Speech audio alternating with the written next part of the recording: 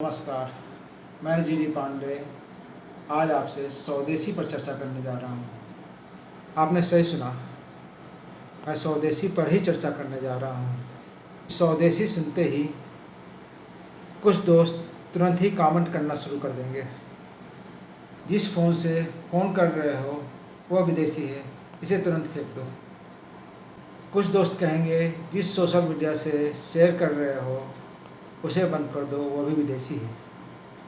कुछ दोस्त तो यहाँ तक कहते हैं कि सरकार चाइना से मूर्ति बनवाई है तो हम विदेशी सामान क्यों न लें। यहाँ तक कहते हैं कि सरकार को विदेश का आयात ही को बंद कर देना चाहिए।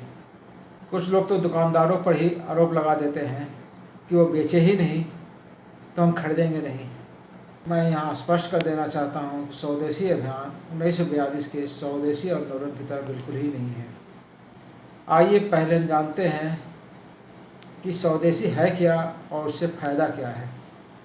इस पर विस्तार से चर्चा करते हैं।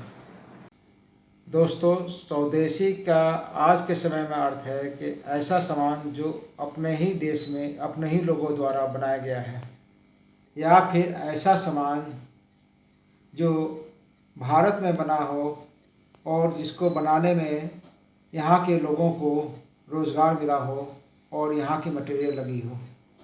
दोस्तों, मेरे कहने का अर्थ ऐसा बिल्कुल नहीं है कि ऐसा सामान जो भारत में असेंबल किया गया हो उसका निर्माण कहीं और हुआ हो।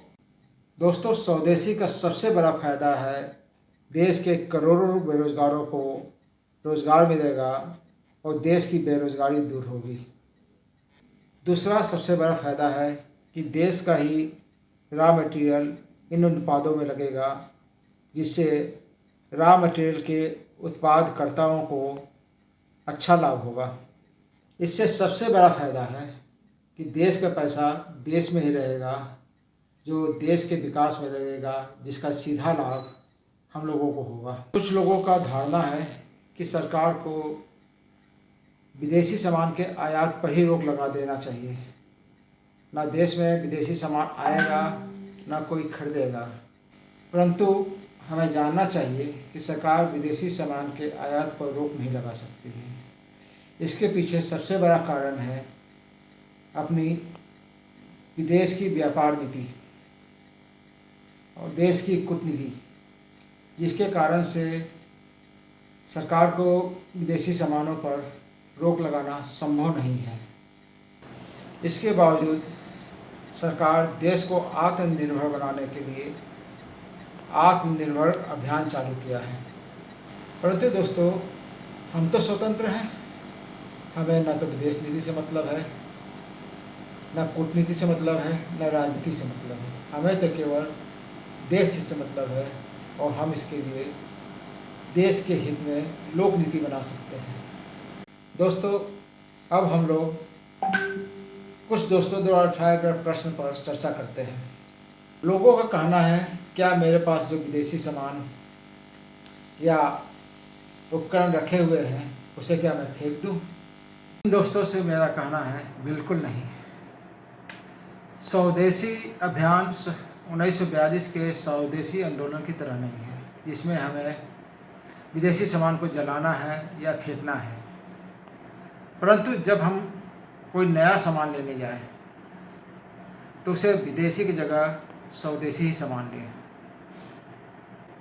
कुछ लोगों ने अपना मत प्रकट किया है कि दुकानदार बेचे ही नहीं तो हम खरीदेंगे ही नहीं। परंतु दोस्तों, दुकानदार व्यापार कर रहा है और उससे जो आप मांगेंगे वह उसी को देगा, क्योंकि वह विदेशी सामान की जगह स्वदेशी सामान देने का रिस्क नहीं देगा। अगर वह स्वदेशी सामान देता है विदेशी सामान की जगह तो आप उसकी दुकान छोड़ के दूसरे दुकान पर चले जाएंगे। परंतु जब उससे हम स्वदेशी सामान मांगेंगे तो किसी हालत में हमें विदेशी सामान नहीं दे सकता है। कुछ लोगों ने पूछा है कि विदेशी मोबाइल, विदेशी ऐप, विदेशी सोशल मीडिया का हम उपयोग न करें तो उसका विकल्प क्या है। मुझे इन दोस्तों से कहना है ये हो सकता है कि सभी विदेशी सामानों के विकल्प हमारे पास स्वदेशी के रूप में नहीं है, परंतु जो सामान स्वदेशी उपलब्ध है उसे तो लें। इन बातों पर भी ध्यान दें कि जिन वस्तुओं का विकल्प स्वदेशी है परंतु विदेशी सामान कुछ सस्ता है, तो सस्ता के कारण आप विदेशी सामान को न लें। उनके सस्ता होने में दो कारण हो सकता है, या तो उनकी क्वालिटी सही नहीं है या उनकी विदेश नीति के कारण वह सामान को इतना सस्ता करके बेच रहे हैं ताकि हमारे देश की अर्थव्यवस्था बिगड़ जाए। दोस्तों, हम सभी भारतवासियों का एकमात्र उद्देश्य होना चाहिए कि भारत में बने सामान का अधिक से अधिक प्रयोग करें, जिससे अपने देश में अधिक से अधिक रोजगारों का सृजन होगा, देश विकास की ओर जाएगी और देश सर्व संपन्न बनेगा। दोस्तों, ये विचार पूर्णतः मेरा व्यक्तिगत है। अगर इससे सहमत हों तो इसे आप भी प्रचार और प्रसारित करें और हो सके तो स्वदेशी को अपने जीवन में लाएं।